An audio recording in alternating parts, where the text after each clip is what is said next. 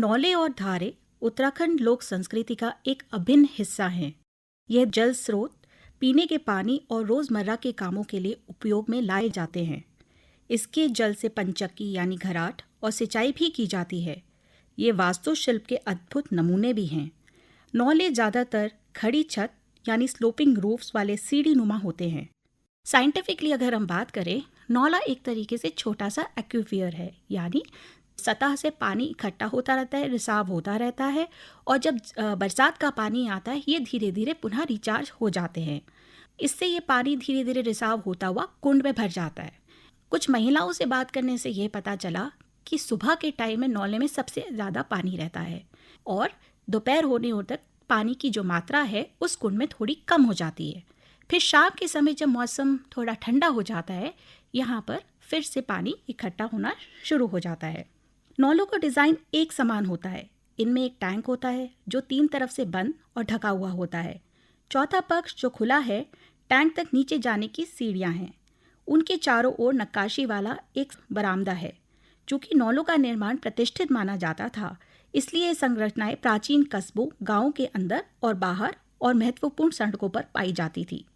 2023 में BHU के school of planning and architecture के शोधार्थियों ने अल्मोड़ा जिले में पाए जाने वाले नौलों के संवर्धन और संरक्षण के लिए सुझाव दिए। उन्होंने अपने अध्ययन में पाया कि अल्मोड़ा शहर में पाए जाने वाले प्राचीन नौले 6वीं और 11वीं सदी पुराने हैं। इतिहास के अनुसार ये नौले तीर्थ यात्रियों के लिए सड़क के समीप बनाए गए थे। इन नौलों की देखरेख और स्वामित्व राजा के शासनकाल के दौरान सुवर्ण जाति या ब्राह्मणों द्वारा की जाती थी। उसमें हमारे पास जल स्रोत में कई तरह के नमूने देखने को मिले, जैसे नौला, धारा, गदेरा, गुल और चालखाल। अल्मोड़ा में कई साल पहले तक कुछ 350 नौले पाए जाते थे, लेकिन धीरे धीरे इनकी स्थिति दयनीय होती चली गई। आज हमारे पास 60 से भी कम नौले बचे हैं, जैसे कि हाथी नौला, सिद्ध नौला, बड़ी बगीचे के नौला। ये सारे के सारे अपनी वास्तुशिल्प के लिए अद्भुत नमूने माने जाते हैं। इनकी साफ सफाई करने के लिए लोग मेडिसिनल प्लांट्स, हर्ब्स जैसे जड़ी बूटियाँ, इस तरह की चीज़ें लगाया करते थे। इनके आसपास के पेड़ जो पाए जाते थे उसमें आंवला, उत्तीस और झाड़ीनुमा जैसे पौधे हुए, वो लगाए जाते थे। इसके चारों तरफ जो जंगली हल्दी है उसकी गांठ भी लगाई जाती थी या दबा दी जाती थी, जिससे कि विषैले जीव जंतु, सांप, बिच्छू या फिर गंदगी ना पहुँचे, इस वजह से इनके चारों तरफ लगा दिया जाता था। एक सर्वे के दौरान ये पता चलता है कि जो 99 नौले अल्मोड़ा में पाए गए, उनमें से अब सिर्फ 59 नौले ही काम करते हैं। एक गीत जो लोग अक्सर नौलों के आसपास गाया करते हैं, नौल नागिणी वास ये मेरी नौल कौली छिछोणी, रामचिंद लक्ष्मण ले भरत शतुर चिड़ोंची, उनरी बहुवन ले सीता देही ले, उरामिणी दुलाहिणी ले नौल उल्लेंच।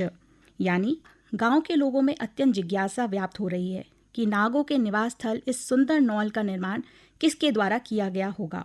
मांगल गीत गाने वाली महिलाएं कहती हैं कि भगवान रामचंद्र व उनके भाई लक्ष्मण, भरत व शत्रुघ्न ने मिलकर इस सुंदर नौल की रचना की है और उनकी बहुरानी सीता व उर्मिला दुल्हन सुबह शाम इस सुंदर नौल से पानी लेती हैं।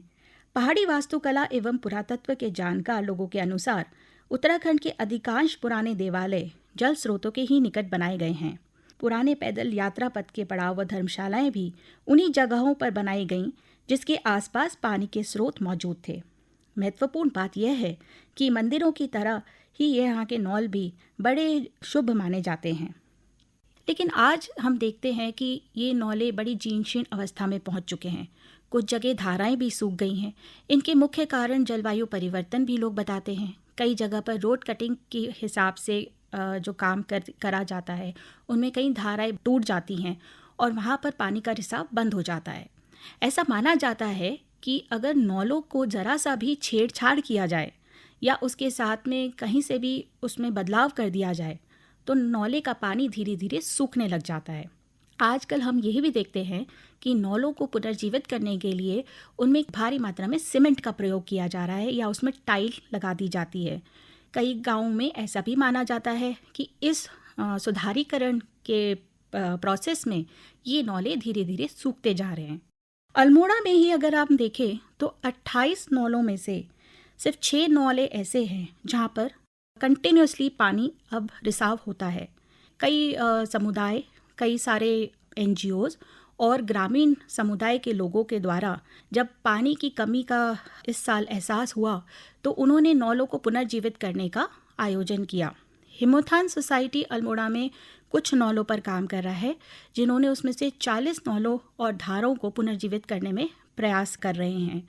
इसमें जो ग्रामीण समुदाय के लोग हैं उसमें से 2 लोगों को चयनित करके हर साल इन नौलों की साफ सफाई की जाती है।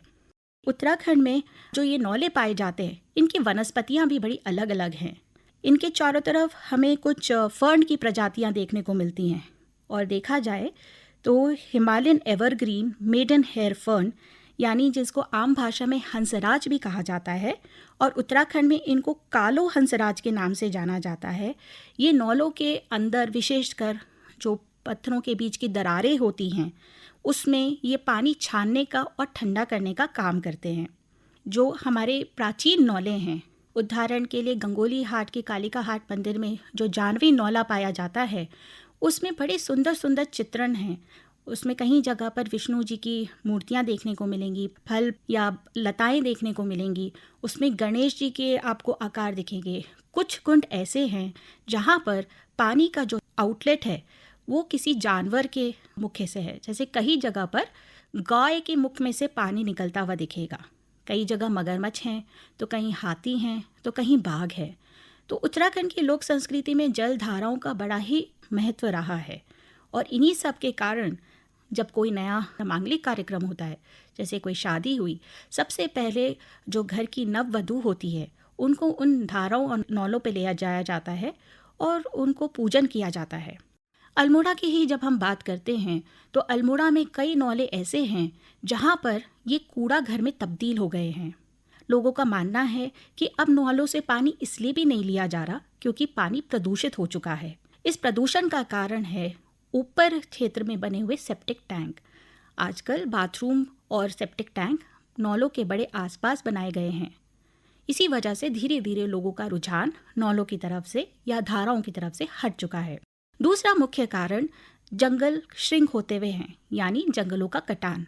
लोग कहते हैं कि पहले जो हरे भरे पत्तेदार वृक्ष हुआ करते थे अब वो धीरे धीरे कट चुके हैं। इसमें से बाज, आपका बुरास, उत्तीस, इस तरह के पेड़ अब देखने को नहीं मिलते हैं। कुछ प्रजातियां ऐसी भी थीं जो पानी को बांध के रखती थीं, जैसे कि एक मेंथा की प्रजाति जिसको वाटर मिंट भी कहा जाता है या वाटर मिंट सेस भी कहा जाता है, वह भी पाया जाता था। पर क्योंकि अब लोगों को ज्ञान नहीं है, इस वजह से उनको उखाड़ दिया जाता है या खरपतवार की श्रेणी में रख दिया जाता है।